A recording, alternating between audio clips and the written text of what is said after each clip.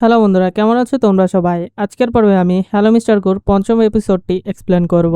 এপিসোডের শুরুতে আমরা দেখতে পাই জিজুয়ান মিস্টার গুর সাথে দেখা করতে যায়। তার কাছে জানতে চায় যে সে কেন তার ঋণ পরিশোধ করেছে।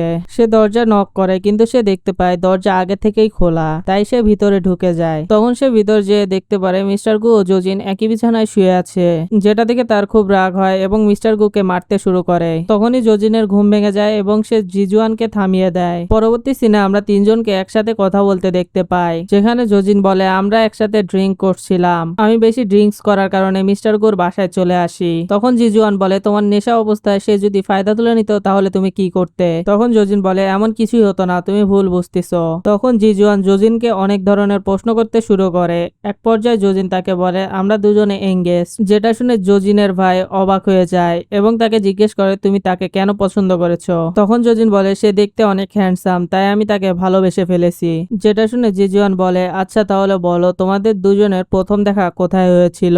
এই প্রশ্নটা শুনে দুজনে আলাদা আলাদা উত্তর দেয়। এটার পরে জিজুয়ান জোজিনের কাছে মিস্টার গোর কথা জিজ্ঞেস করে যে তুমি তার ব্যাপারে কি কি জানো, এবং মিস্টার গোর কাছে জোজিনের কথা জিজ্ঞেস করে যে তুমি তার ব্যাপারে কি কি জানো। তখনই জোজিন জিজুয়ানের এত প্রশ্ন দেখে তাকে বলে এত কিছু ম্যাটার করে না, আমরা একে অপরকে ভালোবাসি, এটাই বড় কথা। যেটা শুনে জিজুয়ান বলে তোমরা দুজনে একে অপরের বেসিক জিনিসগুলাই জানো না, তাহলে তোমাদের দুজনের রিলেশনশিপ ভালো কি করে হবে? তখন মিস্টার গো বলে হ্যাঁ এটা আমি জানি, কিন্তু আমি তার সব সময় খেয়াল রাখবো। যেহেতু এখানে টপিকগুলো অনেক হট হতে থাকে, তাই জোজিন এখান থেকে মিস্টার গোকে সরিয়ে দেয়। এরপর জোজিন তার ভাইকে বলে সে আমাকে অনেক রোমান্টিক ভাবে প্রপোজ করেছিল, যেটা দেখে আমি ফিদা হয়ে গেছি এবং সে খুব ভালো করে আমার খেয়াল রাখবে, এটা বলে সে তার ভাইকে পাঠিয়ে দেয়। জিজুয়ান চলে যাওয়ার পরে জোজিন মিস্টার গোকে বলে এখনের মতো তো আমি আমার ভাইকে যে কোনো ভাবে পাঠিয়ে দিয়েছি, কিন্তু সে আবার চেক করতে আসবে, তাই আমি কিছুদিনের জন্য কি এখানে থাকতে পারি এবং তার সামনে আমাদের রিয়েল কাপল হিসেবে অ্যাক্টিং করতে হবে, প্লিজ রাজি হয়ে যাও। তখন মিস্টার গু জোজিনকে এগ্রিমেন্টের একটি পয়েন্ট বলে পার্টি বি পার্টি এ কে কখনো ডিস্টার্ব করবে না। তখন জোজিন তাকে বলে পার্টি বি পার্টি এর কাছে রিকোয়েস্ট তো করতে পারবে, এর জন্য প্লিজ তুমি এই কথায় রাজি হয়ে যাও, আর তুমি রাজি হলে আমি তোমার জন্য যে কোনো কিছু করতে পারি। যেটা শুনে মিস্টার গু জোজিনকে দিয়ে আরো 20টি শর্তের এগ্রিমেন্ট করায়। এই শর্তের ভিতর নানা ধরনের জিনিস ছিল, যেমন ঘর পরিষ্কার করতে হবে, বাজার করতে হবে এবং রান্নাও করতে হবে। আরো অনেক ধরনের শর্ত ছিল।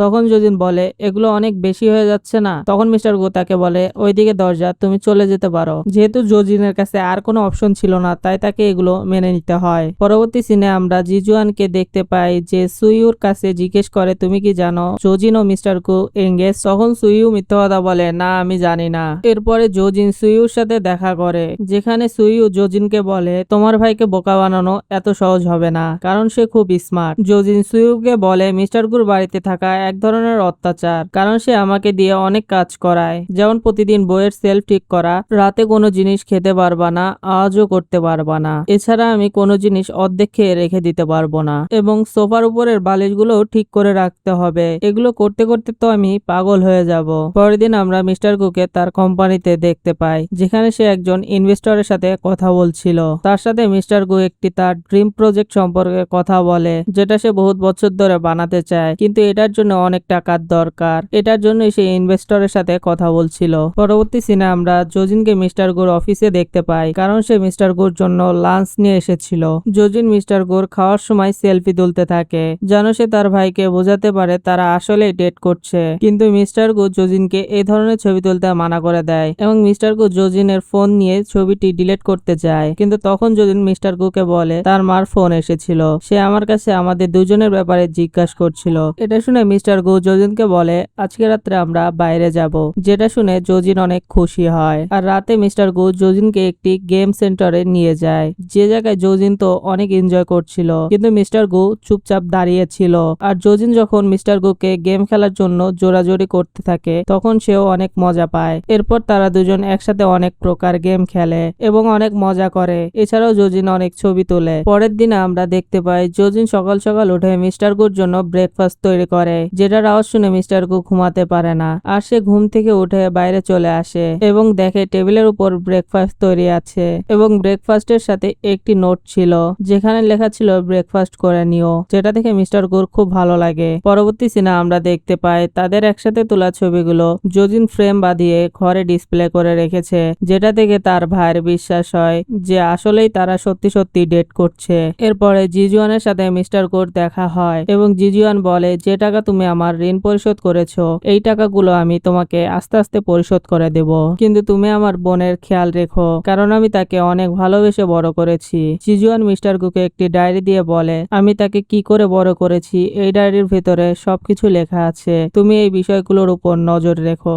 জিজুয়ান মিস্টার কুকে ডায়েরিটি দিয়ে সেখান থেকে চলে যায়। এরপর আমরা দেখতে পাই রাতে সে ফ্রিজ চেক করে এবং বাইরের খাবারগুলো ফেলে দেয়, আর যখন সে ওষুধ খেতে যাবে তখনই ডোরবেল বেজে ওঠে আর তার হাত থেকে ওষুধ পানির ভিতরে পড়ে পানির সাথে মিশে যায়। যখন সে দরজা ওপেন করে তখন সে দেখতে পায় লুডুস নিয়ে একটি ডেলিভারি বয় এসেছে। সে তাকে বলে, এই লুডুস আমার লাগবে না, এটা বলে সে দরজা আটকে দেয়।